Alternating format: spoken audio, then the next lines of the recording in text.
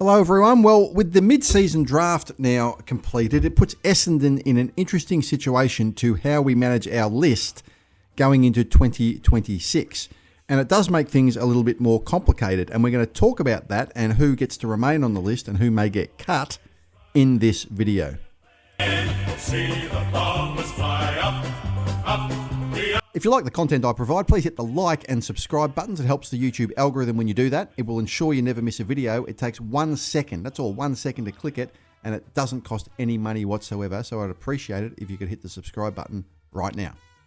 So let's just have a look at the senior list as it stands. So here are the players on the senior list for Essendon at the moment. It's actually 47 of them. Now, technically, you're not allowed to have 47. You're allowed to have a maximum of 44. Which includes 38, a maximum of 38 on your primary list. And then rookies. You can have 36 to 38 on your primary list, and you can have as much as 8 rookies. You can have 6 Category A rookies. They're rookies that are taken with anything sort of outside the national draft. And a couple of Category B rookies. We have Jaden Nguyen. Category B rookie is someone from a sort of diverse or culturally different background. But to cut a long story short, we have 47 because we have 4 players on the inactive list. Sam Draper, Tom Edwards, Nick Bryan, and Lewis Hayes. So we really have 43 on the current list, 4 on the inactive list. But the problem is the 4 players on the inactive list will come back onto the senior list at the end of the year, which means we're going to have to make some cuts. We're going to have to delist some players to get it down to a manageable amount. Now, what picks do we have in the national draft? Well, as it stands, we have 4 picks. We have picks 7, 9, 26, and 27. We, of course, have Melbourne's first pick in the first round of the draft. We also have St Kilda's first pick in the second round. So we've got 4 picks in the national draft. But there's other things to consider as well. Are Essendon going to pick up a player in the pre-season draft, which comes sort of after the national draft? I don't know. Probably not at this stage because list spots are going to be tight, but maybe. Who knows? SSP picks, where we picked Tom Edwards as an SSP player, and he could train with us and we could put him on the list. It's another method to getting on the list, and he was on the list as a rookie. Are we going to leave a list spot open for that? Well, it might be difficult to do that just because list spots are going to be so tight, given that we've got currently so many players on the list. But we're probably going to have to get the list down to something like about 38 or so, which includes rookies. That includes rookies. Remember, the list includes, you're allowed 38 on your primary list, and you're allowed 6 rookies on top of that to have your maximum cut at 44. So if we were to reduce our list from 47 to 38, including rookies, to give ourselves 4 picks in the national draft, which will take it up to 42, and maybe leave a couple of spots open for SSP or pre-season picks, then we're probably going to have to cut 9 players. Now, we could cut 7 players and we could have 40 players on the list and pick 4, just the 4 players in the national draft, and not pick any SSP or pre-season picks. But let's say we need to get the list down to about 38. So who should be cut from the list? And this is always a difficult conversation to have because we all want players to succeed. We don't always want to cut everybody. But at the end of the day, it's a tough industry, and some players do have to go. So the first thing we need to look at is who's out of contract at the end of this season. And that's relevant because players who are contracted for many years beyond, you have to pay them out. Now, you can do that. We actually did that a few years ago with James Stewart. Remember him, the big forward? He was contracted for an extra year, and we delisted him and paid him out. So you can delist a player who's contracted for beyond this year, but it's obviously going to cost you money, and you need to absorb that money into the salary cap. But the players who are out of contract at the end of this year are as follows. We've got Alwyn Davey, Archer Day-Wicks, Ben Hobbs, Dylan Shield, Jackson Pryor, Jaden Laverty, Jai Menzie, Lachlan Blackiston, Lee McMahon, Luaman Lawal, Nick Bryan, Oscar Smart, Sardell Hooley, Draper, Goldstein, Vicentini, Setterfield, and Reed. Now, some of those players we obviously want to keep, and some of those players we may offload. So the question is, who do we cut from the list? Because a lot of players are probably going to be cut who are out of contract. I would suggest that Alwyn Davey, probably is a prime candidate to be cut. You don't want him to be cut, but at the end of the day, it's probably going to be hard to retain him on the list. He will be 22 years old when the 2026 season starts. He's played less than 20 games, and if he's not going to make it now, he is probably one candidate to go, so he would be one player. Jaden Laverty, who has been with Essendon or on an AFL list with the Bombers for 11 seasons, on the wrong side of 30, will find it hard to get a spot in the team next year when we have our key backman back. So given that he's also out of contract, he is another likely candidate to go. So that's two. This is just my opinion. This might all change. There are lots of variables to consider, including how many list spots Essendon want open.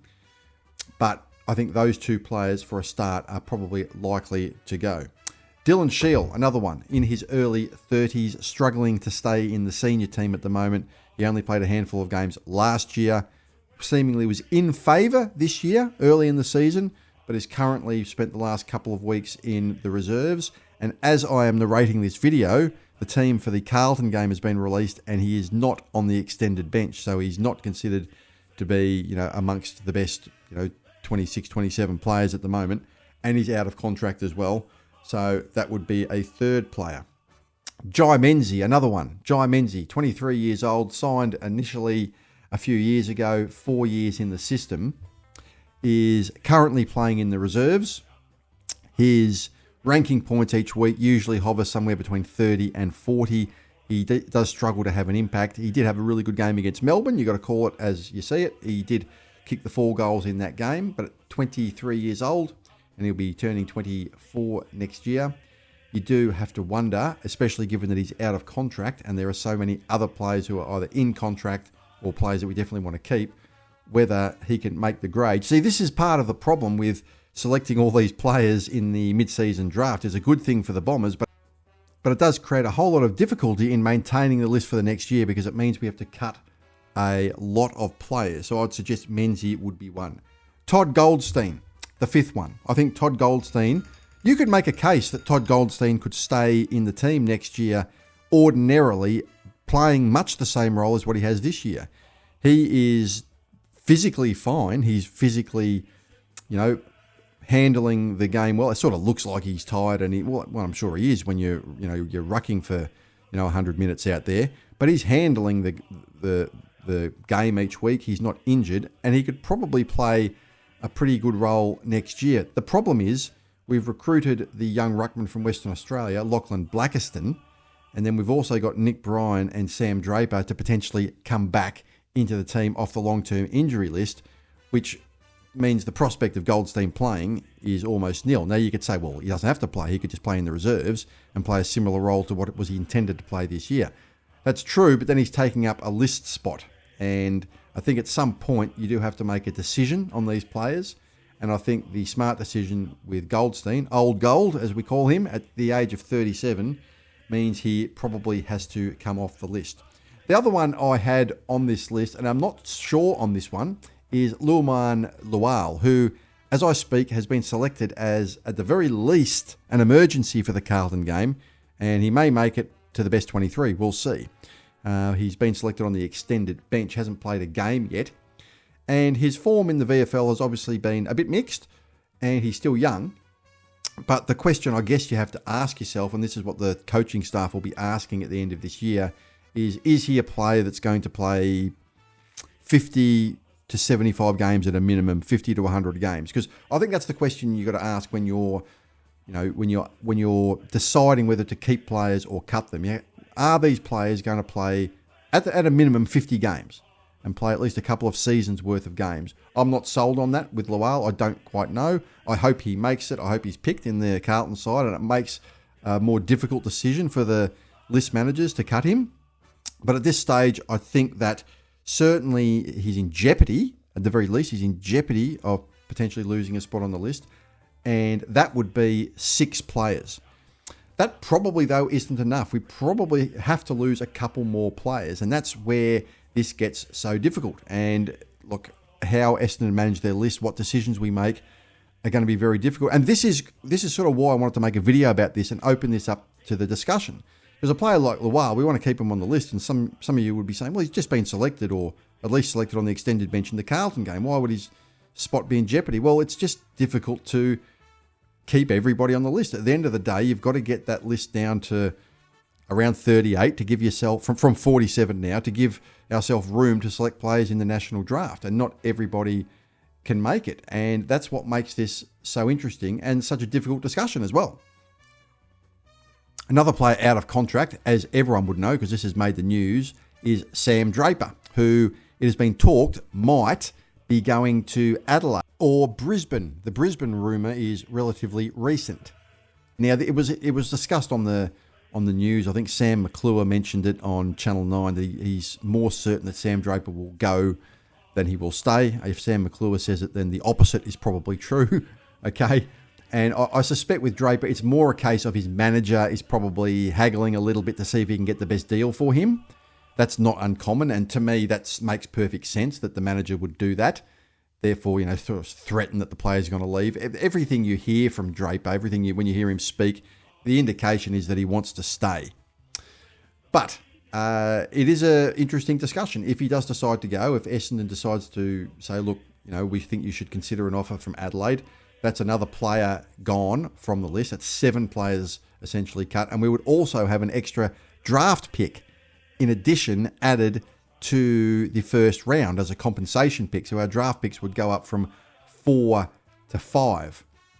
Now, what about the 4 players who we picked in the mid-season draft? You've got McMahon and Blackiston. Archer May has actually signed a contract until the end of next year, end of 2026. So he looks safe. And Oscar Smart. Well, I guess the thing about those players is that they haven't done a pre-season with the club. And it would be kind of an odd thing to do to sign them mid-year and then cut them at the end of the year before they've really had a chance to prove themselves. Oscar Smart potentially, is someone that they know about, and he would have done a pre-season with Essendon, or at least a partial pre-season. He would have trained a little bit with the boys down there, But I don't think any of those players will be cut, just because you'd think that they probably deserve to do a pre-season and try to prove themselves, which they haven't had a chance to do. So then you start to have a look at the players who are contracted until the end of 2026. We can have a look at some of those players now. Remember that it's unusual to cut players who are still contracted because you have to pay them out, but some players can get traded. That's why clubs want to offload players. We've got a couple of players who have large contracts like Parrish and Redmond, and people often ask, well, why don't we trade those players? Well, the reality is no club is going to want to pick up those contracts. All right, they're long-term contracts on quite a bit of money. No one's going to want to pick them up. So, we're stuck with those players, whether you like them or not. I do rate Parrish. I think Redmond has been a little bit down last couple of years, but hopefully he can resume his form. But anyway, so we look at the players contracted to the end of 2026. You've got Angus Clark. He's going to stay. May, I certainly think he's going to stay. The raps on him are good. Perkins will stay. Archie Roberts will stay. Sartis is an interesting one. Sartis is contracted until the end of next year. If a club makes an offer for him and we can get a first round pick, that might be something we would consider, and that would be another player that would cut off the list. That would make around 8 if Draper would go as well. I'm not saying he should go. I think I'd like to see him stay. I would hate to see him become a really good player at another club, but the reality is he's contracted until the end of next year. We're certainly not going to pay him out. There's no way. We're not going to cut him and pay him out. That's not going to happen. But players who are contracted are potential trade targets. Gresham is contracted until the end of next year. Nguyen, contracted until the end of next year. Cale Girine is going to stay. Lewis Hayes is going to stay. Guelphy, Caddy, Cox, Unwin, Edwards, and Zach Johnson. So I look at those, and Nick Cox could possibly retire. That's something we don't want to see. I would like to see Nick Cox stay with the club for another pre-season and have one last go at it. The reason is we've invested so much in him. He's a top 10 draft pick, and with top 10 draft picks, you want to make sure you've exhausted every possible avenue before that player goes. But the reality is he may retire. That's just a possibility. Guelphy, I think Guelphy is a player that the coach seems to like. He is a player that is usually selected when he's fit and available. So I think he retains his spot on the list. Jaden Nguyen is an interesting one. Jaden Nguyen, contracted, he's a Category B rookie, contracted till the end of next year. If the club decides that he is not going to make it, and I mean, he's currently got a foot injury, a stress fracture in the foot. If the club decides he's not going to make it, they may pay him out, and which, like I said, it has happened before. It did happen with James Stewart from Essendon, and it does happen with some players occasionally. They may pay him out and decide that he shouldn't be on the list. So what do you guys think? If let's just have a look and say that Laverty, Davey, Shield, Menzies, Goldstein go. That's 5. The question is, who else? Does Lual go? Does Cox go? Does Nguyen go? That would be 8. Does Draper go? All right, which means one of those 3 players I just mentioned, Lual could stay on the list. Draper, goes as a free agent and we get a draft pick for him. There's quite a lot to consider here, and I want to know what you guys think of this, because it's a very, very complicated situation, made more so by the glut of players we now have on our list, more than any other team has had on their list this year, 47. And, I think there are probably 5 obvious ones: Laverty, Davey, Shield, Menzies and Goldstein. The question is, who are the next 3 or 4? Because there's probably going to have to be, I think, if we are going to, get our list down to a level where we can pick enough players in the national draft. Like I said, we currently have 4 picks. That could be 5 picks if Draper goes, and with trades and other things, that could be more. And are we going to have a SSP selection? At the end of the day, we're going to need at least 4 spots open on the list, and maybe 5 or 6. At the very minimum, if we have 4 spots open on the list, we're going to have to cut 7 players. All right, at the very minimum. And I've mentioned 5 are obvious, but it might have to be 8 or 9 players. So what do you guys think? Who do you think should be cut from the list? Who do you think is a candidate to be traded? What do you think is going to happen? I think this is a really interesting discussion to have over the next 12 or 13 weeks. I'm going to leave it there. Please subscribe to this channel, like this video, leave a message in the comments. Have a great day, everybody. And as always, go Bombers.